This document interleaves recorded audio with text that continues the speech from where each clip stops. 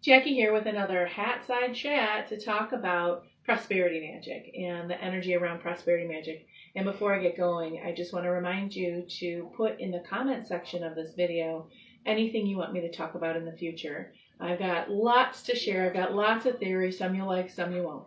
But so let's start talking about money magic and prosperity magic. There's so many theories around this. There's so many ways to look at this. And the way I look at it, first of all, is the intentionality of what you're going to do with your money magic. I like to do money magic that is a healing rather than a Band-Aid. Hey, like this prosperity candle, buy tons of them. They work. The witch's brew, witch's purse totally works. We have some money draw candles. They totally work. Go ahead, buy them, burn them, see immediate results. And then when the money dries up, go ahead and buy another one. I love when you do that. And I want to give you another option. I know that when you pull up money magic, if you really need that, you want to increase your revenue or the cash flow in your life, it's like turning a faucet on. The harder you turn that faucet on, the more water that comes out of that faucet, the faster it goes down the drain. So I like to heal the money issue rather than just keep throwing more money at it. A wise business person once told me, first, you got to find the issues in your business before you can increase your profitability. Just throwing more money at it just makes the dumpster fire burn a little bit hotter. So we're going to cool down that dumpster fire and do some healing issues. And this is my favorite combo right here. And this is also in the Abundance Blessing Kit, which is the prosperity, the attraction, and the stability. And I'm going to tell you why this works really well. The stability candle is the one I like first because what I want to do is I want to send my roots of financial stability deep into the ground so that when I attract the prosperity that I've set the intention for, what it does is it stays. It stays in my pocket. It stays in my world. It allows me to build up resources. It allows me to help myself grow from this and not stay in that constant crisis. Because staying in the constant crisis, it just wears you out and then you start to give up. Healing the money issue. See, there's enough. There's always enough. There's so much abundance in this universe. There's enough for every single one of us to thrive. And there's that saying of be the source of your own abundance or be the source of the magic that you want. That is very true. It's not that act as if you have money so you're going to write some checks that are going to bounce. Oh, wait, this is 2018. We don't write, or 19. We don't write checks. So your debit card or your credit card is not going to go through if you keep trying to buy stuff you don't have money on.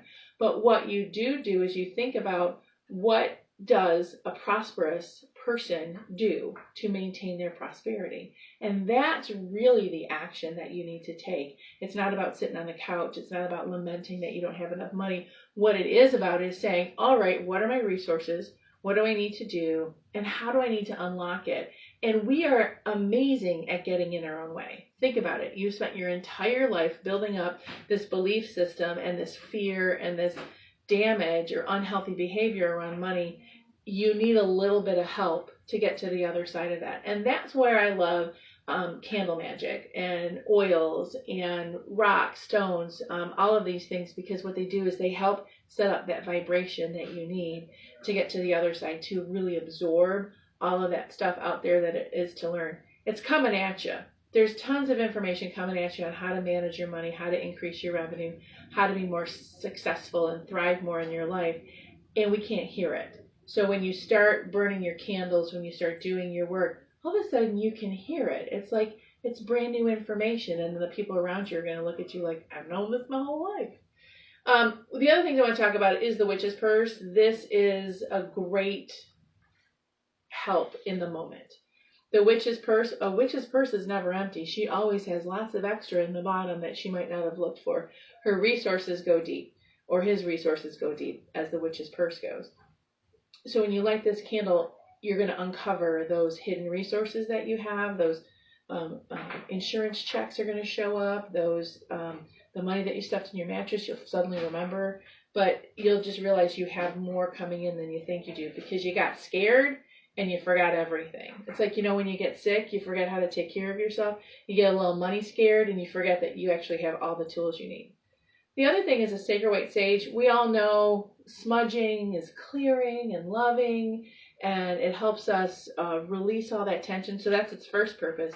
But did you know that sage is one of the most powerful money herbs ever? I think it's because we clear out all of that junk we have, all that fear we have around money, that all of a sudden we realize, again, similar with the witch's purse, that we have more resources than we think. Keeping a sage plant in your house, simmering it, putting it in your food, and of course, my favorite, burning the sacred white sage candle, is going to help you realize that, again, you have more money than you think. It's going to attract money to you. People that owe you are just going to start paying you back, and maybe you realize, oh, I have this opportunity that I can take, or I'm going to get that raise. So don't forget that powerful sage. If you have any more questions about money magic or any other thing about magic, feel free to drop us a line for our next Hat Side Chat. I almost forgot one thing, which is how you burn these things, on how you set your intention. Write yourself a check. Get a big piece of paper, make it look like a check. If you're a Gen Z or a millennial, you don't know what a check looks like, look it up. But basically what you're doing is you're going to write yourself a check from the universe and give it a date when you want all that money by. Stick that underneath the candle holder that you put this in. Make sure you remove all packaging, including the shrink wrap, before you light that candle in your candle holder on top of the check you wrote for yourself. Light all three of these at the same time, or any one of these at the and let it go and let it burn. Never leave a burning candle unattended. So when you extinguish them before you go to work or whatever you're going to do, say, I extinguish your flame as your magic continues in my life. Light them all at the same time. Let them burn. Burn them every day. That's part of the commitment. I'm going to take care of myself every day. It's a big deal. So any more questions, feel free to put them in the comments and let us know what the next Hat Side Chat is going to be, because we're going to answer your questions. Jackie out.